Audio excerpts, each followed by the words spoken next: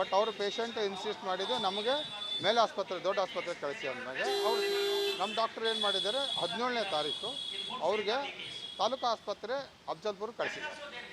ಅಲ್ಲಿಯೂ ನಮ್ಮ ಸ್ತ್ರೀರೋಗ ತಜ್ಞರು ನೋಡಿ ಅಮ್ಮ ಎಲ್ಲ ಚೆನ್ನಾಗಿದೆ, ಏನೂ ಸಮಸ್ಯೆ ಇಲ್ಲ, ತಾವು ಮನೆಗೆ ಹೋಗಿ ಅಂತ ಹೇಳಿದ್ದಾರೆ.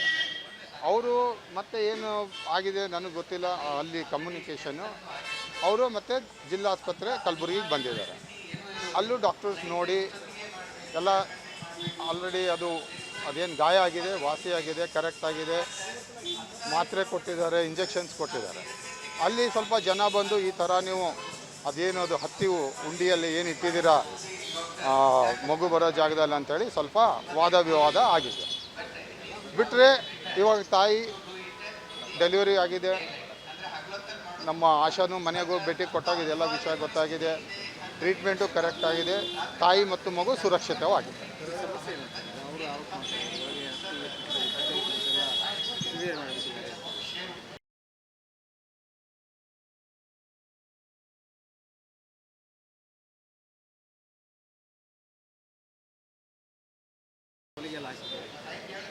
ಸರ್ ಅದು ಎಪಿಸೋಟಮಿ ಅಂತಂದು ಒಂದು ಸಣ್ಣ ಪ್ರೊಸೀಜರ್ ಮಾಡ್ತಾರೆ ಸರ್.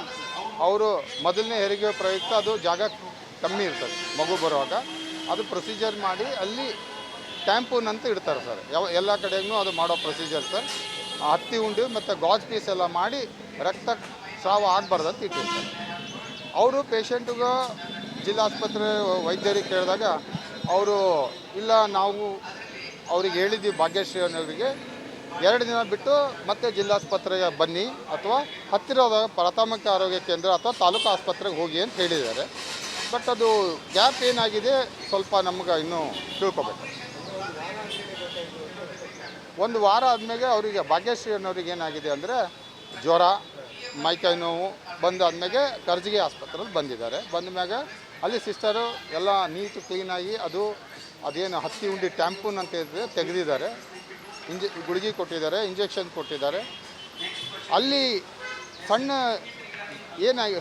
ವಿಷಯ ಏನಂದರೆ ಯಾರೋ ಅದನ್ನು ಸ್ವಲ್ಪ ವಿಡಿಯೋ ರೆಕಾರ್ಡಿಂಗ್ ಮಾಡಿದ್ಮ್ಯಾಗ ಅದು ಸ್ವಲ್ಪ ಮೀಡಿಯಾ ಕಡೆ ಹರಡಿದೆ. ಅದಾದ್ಮೇಲೆ ಅವರು ತಾಲೂಕು ಆಸ್ಪತ್ರೆಗೆ ರೆಫರ್ ಮಾಡಿದ್ದಾರೆ, ಅಲ್ಲಿ ನೋಡಿದ್ದಾರೆ, ಎಲ್ಲ ಆಗಿದೆ. ಆಮೇಲೆ ಜಿಮ್ಸ್ ಆಸ್ಪತ್ರೆ ಬಂದು ಸ್ವಲ್ಪ ವಾದ ವಿವಾದ ಆಗಿದೆ. ಬಟ್ ನಾನು ಒಂದು ಮಾತು ಹೇಳ್ತೀನಿ, ಇದು ಪ್ರೊಸೀಜರ್ ಎಲ್ಲೋ ಸಾಮಾನ್ಯ ಹೆರಿಗೆ ಟೈಮಲ್ಲಿ ರಕ್ತಸ್ರಾವ ತಡೆಗಟ್ಟಕ್ಕೆ ಇದು ಮಾಡ್ತೀವಿ ನಾವು ಎಲ್ಲರೂ ಡಾಕ್ಟರ್ಸು ಸರ್. ಅದೇ ಕೇಳಿದ್ದೀವಿ ನಾವು 2 ಅಥವಾ 3 ದಿನ ಬಿಟ್ಟು ಜಿಲ್ಲಾಸ್ಪತ್ರೆಗೆ ಬಾ ಅಂತ ಹೇಳಿದ್ದೀವಿ ಅಂತಾರೆ ಅವರು. ಅವ್ರಿಗೆ ಕೇಳಿದ್ರೆ ನಮ್ಗೆ ಕರೆಕ್ಟಾಗಿ ಹೇಳಿಲ್ಲ ಅಂತಾರೆ. ಇಲ್ಲ ಅಂದರೆ ಹತ್ತಿರದ ಪ್ರಾಥಮಿಕ ಆರೋಗ್ಯ ಕೇಂದ್ರ ಅಥವಾ ತಾಲೂಕು ಆಸ್ಪತ್ರೆಗೆ ಹೋಗಂತ ನಾವು ಇನ್ಸ್ಟ್ರಕ್ಷನ್ಸ್ ಕೊಟ್ಟಿರ್ತೀವಿ. ಇದನ್ನು ನಮ್ಮ ಆಶಾ ಮನೆ ಭೇಟಿ ಕೊಟ್ಟಾಗ ಗೊತ್ತಾದಮೇಲೆ ಸರ್ಕಾರ ದವಾಖಾನೆಗೆ ಅಲ್ಲೇ ಕರ್ಜಿಗೆ ಕರೆಸಿ ಟ್ರೀಟ್ಮೆಂಟ್ ಕೊಟ್ಟಿದ್ದಾರೆ. ಒಂದು ವೇಳೆ ಅದು ಏನು ಹತ್ತಿ ಉಂಡಿ ಏನು ಇಡಲಿಲ್ಲ ಅಂದರೆ ಟ್ಯಾಂಪೂನ್ ಇಡಲಿಲ್ಲ ಅಂದರೆ ರಕ್ತಸ್ರಾವ ಆಗುತ್ತೆ, ಸೊ ಪ್ರಾಣಾಪಾಯ ಇರುತ್ತೆ ಅಂತೇಳಿ ಅದು ಪ್ರೊಸೀಜರ್ ಇದೆ. ನಾವು ಯಾವಾಗಲೂ ಅದು ನಮ್ಮ ವೈದ್ಯರು ಯಾವಾಗಲೂ ಮಾಡ್ತಾರೆ.